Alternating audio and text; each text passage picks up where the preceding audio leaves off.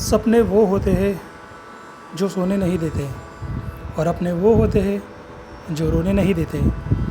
नमस्कार प्रिय मित्रों, आज मैं आपको तुला लग्न वालों के लिए सितंबर महीने का प्रेडिक्शन बताने जा रहा हूँ। यह जो चार्ट आप देख रहे हैं वो अभी की ग्रहों की पोजीशन दिखा रही है। तुला राशि का स्वामी शुक्र है जो कर्क राशि में दसम भाव में गोचर कर रहे हैं।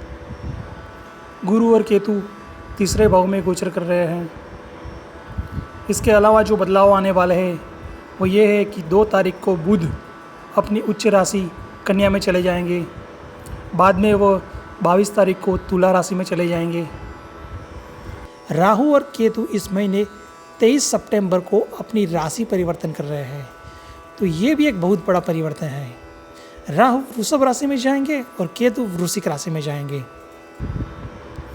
गुरु 13 सितंबर से अपने ही राशि धनु राशि में मार्गी हो रहे हैं। शनि 30 सितंबर को अपनी ही मकर राशि में मार्गी होंगे।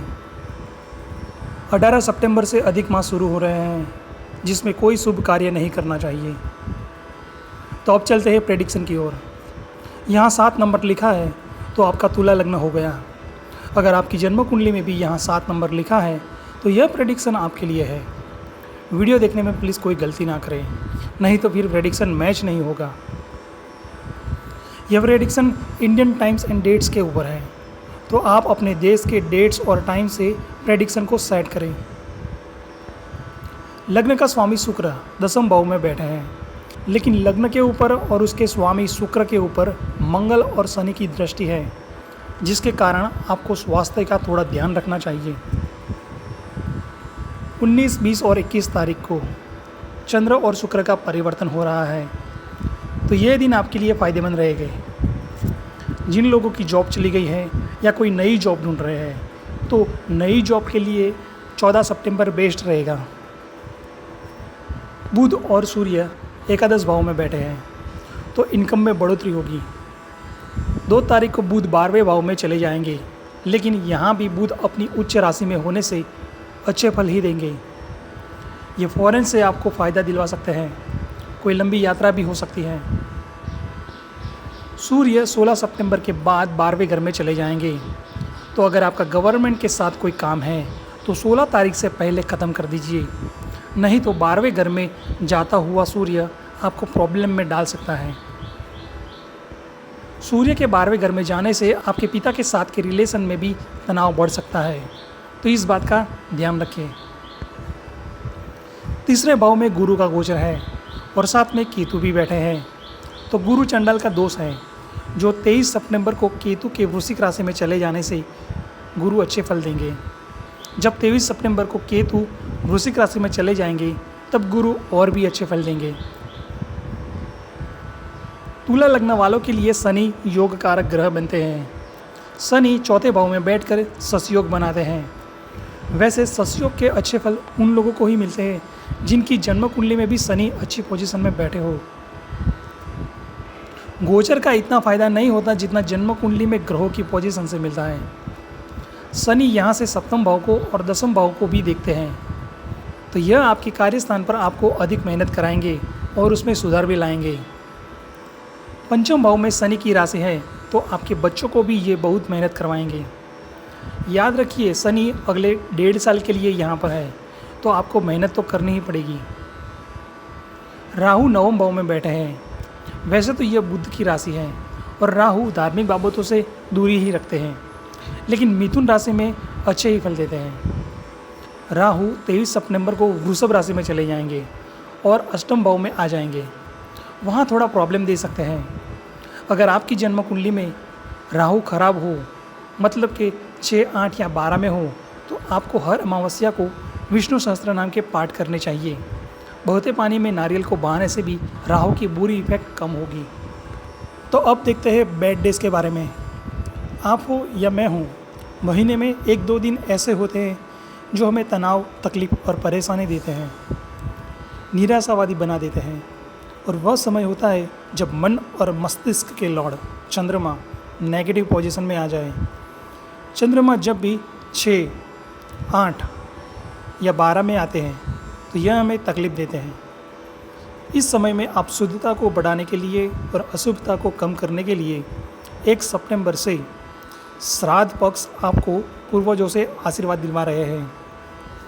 पितरों का आशीर्वाद मिलेगा और 18 सितंबर से अधिक मास शुरू हो रहा है, तो दान और पुण्य से आपकी नैया पार हो जाएगी।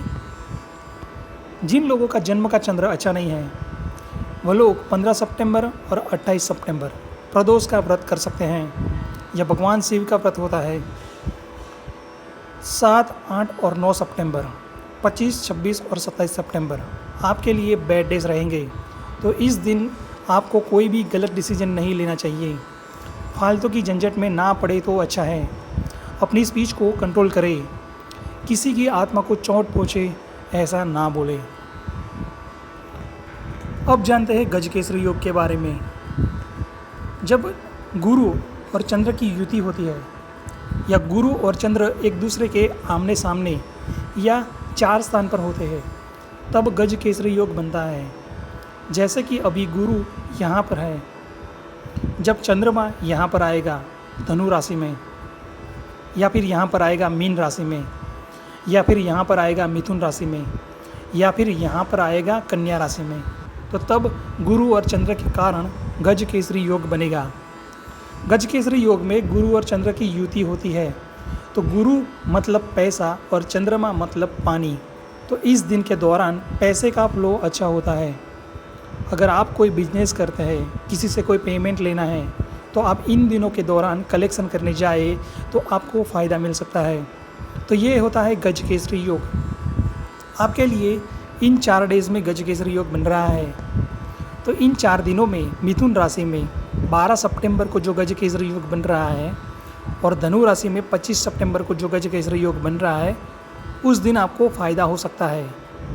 बाकी के जो 2 दिन हैं, मीन राशि में 5 सितंबर को और कन्या राशि में 17 सितंबर को, ये जो गजकेसरी योग बन रहा है उस दिन आपको इतना लाभ नहीं हो सकता जितना 12 और 25 सितंबर को हो सकता है। तो उपाय के तौर पर आप माँ दुर्गा की उपासना करें तो आपके लिए अच्छा रहेगा। पढ़ाई में, career, professional life, love partnership में सुधार करने के लिए 1 सितंबर को अनंत चतुर्दशी के पावन पर्व पर हल्दी, केसर और कुमकुम से रंगा हुआ 14 गांठ वाला धागा अपनी बाजू पर बांधें। आपको सफलता और सुरक्षा जरूर मिलेगी। 18 सितंबर को हल्दी में पानी डालकर उसके पेस्ट से घर के मुख्य दरवाजे पर दोनों तरफ स्वस्तिक का चिन्ह बनाएं। फिर से सुनिए, स्वस्तिक का चिन्ह बनाएं। इससे भी आपको फ़ायदा हो सकता है। तो ये था तुला लग्न वालों के लिए सितंबर महीने का प्रेडिक्शन। ऐसी और भी जानकारी के लिए देखते रहे हमारी चैनल। नमस्कार।